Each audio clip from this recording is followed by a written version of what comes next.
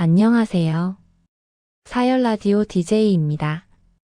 오늘 사연은 서울에 거주하시는 30대 여성분께서 보내주셨습니다. 부부 사이에 대한 이야기입니다. 사연을 읽으면서 개인적으로 오래 남았던 이야기라 오늘 이 시간에 함께 나눠봅니다. 결혼 3년 차 부부였습니다. 30대 중반 서울에서 각자 직장을 다니며 평범하게 살던 부부였죠. 아이를 원했습니다. 자연스럽게 생기길 기다렸지만 시간이 지나도 소식이 없었습니다. 병원을 찾기 시작했습니다. 검사를 받고 원인을 찾고 시술을 시도했습니다. 시험관 시술을 했고 또 했고 반복했습니다. 1년, 2년이 지나며 병원이 일상이 됐습니다. 결과는 난임 판정이었습니다. 의학적으로 명확히 누구 한쪽의 문제라고 할 수 없는 상태였습니다. 이 부부는 서로를 위로했습니다.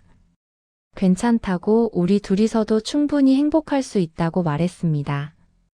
그런데 이상하게도 그 위로가 반복될수록 대화는 줄어들었습니다. 저녁 식사 자리에서 나누는 말은 병원 예약 날짜, 다음 시술 일정, 검사 결과 정도였습니다. 아이 이야기 말고는 할 말이 없어진 것처럼 보였습니다. 아이를 못 갖는 문제보다 아이 이야기 외에는 대화가 없어진다는 게 더 무서운 일일 수 있습니다. 아내는 조용히 무너지고 있었습니다. 겉으로는 괜찮은 척했지만 속으로는 자신을 책망하고 있었습니다. 의학적으로는 누구의 탓도 아니라고 했지만 아내는 자신이 원인이라고 믿었습니다. 남편의 인생을 망쳤다고 생각했습니다. 미안하다는 말을 자주 했습니다. 남편은 그럴 필요 없다고 말했지만 아내의 죄책감은 커져만 갔습니다. 사랑하는 사람에게 미안해지는 감정, 그게 쌓이면 관계는 조금씩 기울기 시작합니다. 어느 날 아내가 제안을 했습니다. 대리모를 알아보자고 했습니다. 남편은 놀랐습니다. 그런 생각은 하지 말자고 우리 둘이서도 충분하다고 말했습니다. 하지만 아내는 이미 마음을 정한 상태였습니다. 자료를 찾아봤고 비용을 계산했고 절차를 알아봤습니다. 남편은 며칠을 고민했습니다. 거절하고 싶었지만 아내의 표정을 보니 강하게 말할 수가 없었습니다. 결국 남편은 조건을 달았습니다. 정말 네가 괜찮다면. 아내는 괜찮다고 대답했습니다. 둘 다 거짓말을 하고 있었습니다.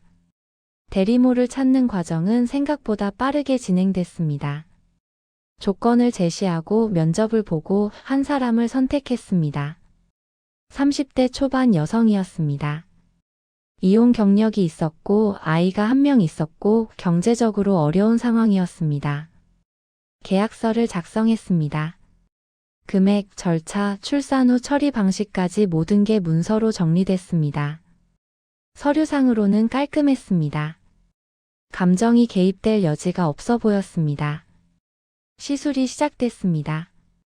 남편의 정자와 아내의 난자로 만든 배아를 대리모의 자궁에 착상시켰습니다. 의학적으로는 이 아이가 부부의 아이가 맞았습니다. 첫 병원 방문 때는 세 사람이 함께 갔습니다. 진료실에서 의사는 대리모를 보며 설명했습니다. 당연한 일이었습니다. 임신한 사람의 몸 상태를 확인하는 것이니까요. 그런데 그 순간 아내는 자신이 완전히 배제된 느낌을 받았습니다. 구경꾼처럼 느껴졌습니다. 두 번째 검진부터 아내는 동행하지 않았습니다. 바빠서라고 말했지만 실제로는 그 자리가 견디기 힘들었던 것 같습니다. 남편은 혼자 병원에 다니기 시작했습니다. 대리모와 단둘이 진료를 받고 결과를 듣고 필요한 것들을 확인했습니다. 처음에는 그저 절차였습니다. 그런데 시간이 지나며 대화가 늘어났습니다. 병원 대기실에서 검진이 끝난 후 카페에서 짧은 산책을 하며 아이 이야기를 나눴습니다. 태동이 느껴진다는 말, 초음파에서 손가락이 보였다는 말, 이런 것들을 함께 나눴습니다. 남편은 집에 돌아와 아내에게 그날의 일을 전했습니다. 오늘은 이랬대, 의사가 저렇게 말했대. 전부 전달 화법이었습니다. 아내는 그 이야기를 들으며 미소 지었지만 그 미소 뒤에 무엇이 있었는지는 남편이 알지 못했습니다. 선을 넘는 일은 대부분 조용히 시작됩니다. 남편과 대리모는 병원 밖에서도 만나기 시작했습니다. 임신 중이니 가벼운 운동이 필요하다는 핑계였습니다. 함께 공원을 걸었습니다. 필요한 물건을 사다 줬습니다. 임산부용 베개, 영양제, 편한 옷. 이런 것들을 남편이 챙겼습니다. 아내가 했어야 할 일들이었지만 아내는 그 역할에서 이미 물러나 있었습니다. 대리모는 고마워했습니다. 남편은 당연한 일이라고 말했습니다. 그렇게 두 사람 사이의 거리는 좁혀졌습니다. 문자가 오갔습니다. 처음에는 몸 상태를 묻는 정도였습니다. 그러다 일상적인 이야기로 넓어졌습니다. 오늘 뭐 먹었는지, 날씨가 어떤지, 기분은 어떤지. 사소한 대화들이었습니다. 그런데 그 사소함이 쌓이면서 두 사람은 서로를 필요로 하기 시작했습니다. 남편은 대리모와의 대화에서 편안함을 느꼈습니다. 집에서는 느낄 수 없는 것이었습니다. 아내와 있을 때는 항상 조심스러웠습니다. 상처를 줄까봐, 불편하게 할까봐. 그런데 대리모와 있을 때는 그런 부담이 없었습니다. 관계가 시작된 건 임신 7개월 즈음이었습니다. 어떻게 시작됐는지는 중요하지 않을지도 모릅니다. 중요한 건 선이 넘어졌다는 사실입니다. 신체적인 관계였습니다. 한 번이 아니었습니다. 반복됐습니다. 두 사람 모두 이게 잘못됐다는 걸 알았습니다. 그런데 멈추지 않았습니다. 남편은 자신을 합리화했습니다. 아내가 먼저 제안한 일이라고, 아내도 어느 정도 예상했을 거라고. 대리모는 혼란스러웠습니다. 이 남자가 좋았습니다. 뱃속의 아이가 이 남자의 아이라는 사실이 이상한 연결감을 만들었습니다. 잘못된 감정이라는 걸 알았지만 그 감정을 부정할 수 없었습니다. 아내는 이 모든 걸 몰랐습니다. 처음에는 남편이 병원에 자주 간다는 것, 대리모와 연락을 많이 한다는 것, 그 정도는 알았습니다. 하지만 그게 어디까지인지는 몰랐습니다. 아니, 알고 싶지 않았는지도 모릅니다. 의심이 들 때도 있었지만 확인하지 않았습니다. 확인하면 끝이라는 걸 알았으니까요.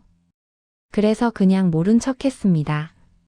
남편이 늦게 들어와도 핸드폰을 자주 확인해도 표정이 달라져도 묻지 않았습니다. 아이가 태어났습니다. 건강한 남자아이였습니다. 부부는 함께 병원에 갔습니다. 아이를 처음 봤을 때 아내는 이상한 기분이 들었습니다. 기쁨보다 공허함이 먼저 왔습니다. 이 아이가 정말 자기 아이일까? 10개월 동안 다른 사람의 뱃속에서 자란 아이. 의학적으로는 자기 아이가 맞지만 감정적으로는 실감이 나지 않았습니다. 남편은 아이를 안고 대리모에게 고맙다고 말했습니다. 그 순간 아내는 남편의 눈빛을 봤습니다. 그 눈빛에서 무언가를 읽었습니다. 설명할 수 없는 것이었지만 분명히 느껴졌습니다. 집으로 돌아온 후 며칠이 지났습니다. 남편의 휴대폰에서 문자 알림이 울렸습니다. 남편이 샤워하는 사이 아내는 휴대폰을 봤습니다. 대리모와의 대화였습니다. 스크롤을 올리며 내용을 읽었습니다. 일상적인 대화도 있었고 그렇지 않은 대화도 있었습니다. 명확한 증거가 있었습니다. 아내는 휴대폰을 제자리에 놓았습니다. 남편이 샤워해서 나왔을 때 아내는 아무렇지 않은 얼굴로 소파에 앉아 있었습니다. 며칠을 더 지켜봤습니다. 남편의 거짓말을, 변명을, 회피를. 분노가 올라올 법도 했지만 이상하게 화가 나지 않았습니다. 그보다는 허탈했습니다. 아, 이미 끝났구나. 그런 생각이 들었습니다. 이혼은 결과가 아니라 확인이었습니다. 이미 오래전에 끝나 있었던 결혼을 서류로 정리하는 일. 아내는 조용히 말했습니다. 이혼하자고. 남편은 놀라지 않았습니다. 어떻게 알았냐고도 묻지 않았습니다. 그저 고개를 숙였습니다. 미안하다는 말도 하지 않았습니다. 무슨 말을 해도 소용없다는 걸 알았으니까요. 절차는 빠르게 진행됐습니다. 양육권은 아내가 가져갔습니다. 남편은 양육비를 보내기로 했습니다. 재산은 정리했습니다. 서류상으로는 모든 게 깔끔하게 끝났습니다. 감정만 빼고요. 대리모는 계약금을 받고 사라졌습니다. 남편은 한동안 연락을 시도했지만 대리모는 응답하지 않았습니다. 자기도 이미 선을 넘었다는 걸 알았던 것 같습니다. 그 선 너머로 돌아갈 방법은 없었습니다. 사연을 보내신 분은 이렇게 말씀하셨습니다. 자기는 남편을 미워할 수 없다고. 대리모를 제안한 건 자기였으니까. 자기가 문을 열어준 거라고. 하지만 그렇다고 해서 이 결과를 받아들이기는 쉽지 않다고. 아이를 보면 복잡한 감정이 든다고. 사랑하지만 동시에 이 아이가 없었다면 어땠을까 하는 생각도 든다고.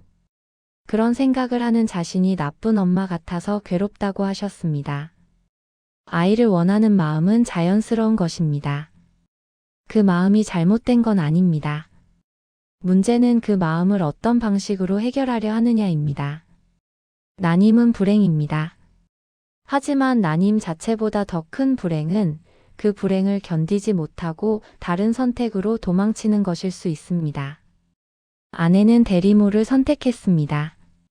그건 희생처럼 보였지만 실제로는 자신의 자리를 내려놓는 행위였습니다.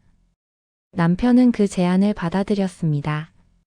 거절할 수 있었지만 하지 않았습니다. 두 사람 모두 책임이 있습니다. 하지만 그 책임을 인정하기는 어려울 것입니다. 대리모라는 선택이 나쁜 건 아닙니다.